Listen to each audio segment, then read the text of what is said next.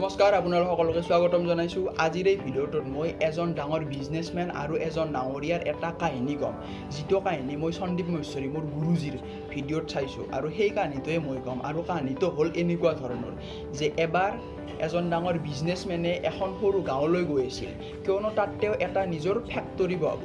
যেতিয়া যাই আছিল, যাই থাকোঁতে তেওঁ এটুকুৰা ঠাই পালে য'ত এটা নদী আছে আৰু নদীটোৰ আগফালে মাত্ৰ কোনে গাঁওখন আছে আৰু এনেকুৱা এটা ৰাস্তা আছে, ডাইৰেক্ট যিটো ৰাস্তা জেনেৰেল, সেই ৰাস্তাইদি যদি যায় সেই গাঁওখনলৈ তেতিয়াহ'লে প্ৰায় 8 ঘণ্টা লাগে, আৰু যদিহে নদীটোৰে যায় তেতিয়াহ'লে প্ৰায় 30 মিনিটত যাই পায়।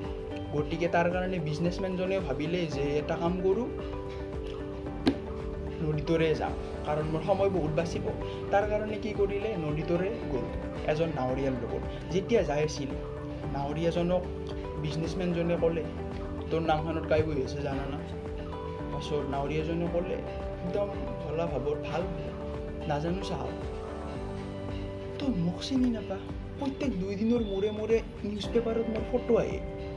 পাছত এইজন নাৱৰীয়াজনে ক'লে যে নাজানো চাহাব, মইতো পঢ়বা লিখবা নাজানো।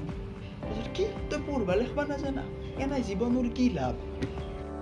তাৰপিছত নাৱৰীয়াজনে ক'লে যে মই সৰু থাকোঁতেই মোৰ দেউতা ঢুকাইছিল, তাৰ কাৰণে ঘৰখনৰ দায়িত্ব ময়ে লৈছিলোঁ, ময়ে কাম কৰিছিলোঁ, তাৰ কাৰণে পঢ়া পাতি বাদ দিছিলোঁ। তাৰপিছত এনেকৈ কৈ যাই আছে। অলপ যাই পোৱাৰ পিছত বিজনেছমেনজনে ক'লে, এইখিনি দেখিছা নেকি? তাৰপিছত নাৱৰীয়াজনে ক'লে, অঁ, এই তাতে মই মিনাৰেল ৱাটাৰৰ ব্ৰেণ্ড এটা বানাওঁ। তাৰপিছত নাৱৰীয়াজনে অলপ ভাবিলে, তাৰপিছত ক'লে মিনাৰেল ৱাটাৰ মানে কি চাহাব? তাৰপিছত বিজনেছমেনজনে অলপ ইৰিটেট হৈ গ'ল। মিনাৰেল ৱাটাৰ অৰ্থাৎ পানীৰ বটল, এই পানী এই 3 বিকু তহঁতৰ গাঁৱত, মই চহৰত বিকিম। চহৰত এই 10 মাহৰ আগত যেনেকৈ থৈ দিয়ে বটলত, সেই পানী। চহৰত তই যাই পাইছা নাই? নাই চাহাব। কি, তই চহৰত যাই পোৱা নাই? নাই চাহাব, মই গাঁওখনৰ বাহিৰ যাই পোৱা নাই। সেনেকৈ ক'লে। কোৱাৰ পিছত বিজনেছমেনজনে এনাই জীৱনৰ কি লাভ? তাৰপিছত নাৱৰীয়াজনৰ অলপ বেয়া লাগিবই, চবৰে বেয়া লাগিব, আপোনাৰো লাগিব, মোৰো লাগিব। তাৰে পিছত এইবিলাক ভাবিব ধৰিলে, মোৰ একো কাম নাইয়ে বদাই, এনেকৈ আৰু নাং চলাই যাই আছে। অলপ যাই পোৱাৰ পিছত তাৰমানে বেছি নাংখনত ধ্যান দিয়া নাই, এইবিলাক কথা শুনাৰ কাৰণে অলপ বেয়া লাগে, এইবিলাক ভাবি আছে। তাৰে পিছত কি হ'ল, এটা শিলত নাংখন খুন্দা খাই গ'ল। যোৱাৰ পিছত নাংখনৰ ভিতৰত পানী সোমাবলৈ ধৰিলে। তাৰে পিছত নাৱৰীয়াজনেও গম পালে কি যে নাংখন আৰু বচাব নোৱাৰি, আৰু পাৰো বহুত দূৰত আছে, তাৰ কাৰণে সাঁতুৰিয়ে পাৰ হ'ব লাগিব। পোনে আৰু জাপ মাৰে নাৱৰীয়াটোৱে। এই বিজনেছমেনজনক ক'লে, চাহাব আপুনি সাঁতুৰিবতো জানে?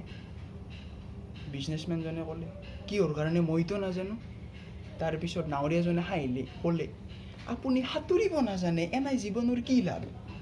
তাৰে পিছত বিজনেছমেনজনেও ভাবিলে, মই অলপ ভুল কৰিলোঁ, গম পালে ভুলটো।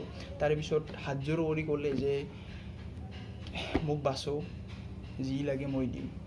তাৰে পিছত নাৱৰীয়াজনে ক'লে, চিন্তা নকৰিব চাহাব, মই সাঁতুৰিবতো জানোৱেই, ডুবা মানুহকো মই বচাব জানো। তাৰপিছত এনেকৈ বচালে। এই কাহিনীটোৰ পৰা আমি এইটোৱে শিকিব পাৰোঁ যে কাকো আমি কেতিয়াও নিজতকৈ কম বুলি ভাবিব নালাগে। কোনোবা ডাঙৰ সৰু বা যি কি নহওক, কাকো কেতিয়াও কম বুলি ভাবিব নালাগে, সকলোকে সমান চকুৰে চাব লাগে। কাৰণ ক'ত কেতিয়া কেনেদৰে কেনেকৈ আমাৰ কাক প্ৰয়োজন হৈ যায় আমি নাজানো। গতিকে সকলোৰে লগত ভাল ব্যৱহাৰ কৰক, এইবিলাক কৰি কাম নাই। গতিকে ভাল ব্যৱহাৰ কৰক, ভালদৰে চলি থাকক। গতিকে যদি এই ভিডিঅ'টো চাই ভাল লাগিছে, ভিডিঅ'টো লাইক কৰি দিব, ভিডিঅ'টো কেনেকুৱা পাইছে কমেণ্ট কৰি জনাব, আগলৈ ভিডিঅ'টো শ্বেয়াৰ কৰি দিব, আৰু এনেকুৱা ধৰণৰ ভিডিঅ' পাই থাকিবলৈ ছাবস্ক্ৰাইব কৰি দিব। ধন্যবাদ।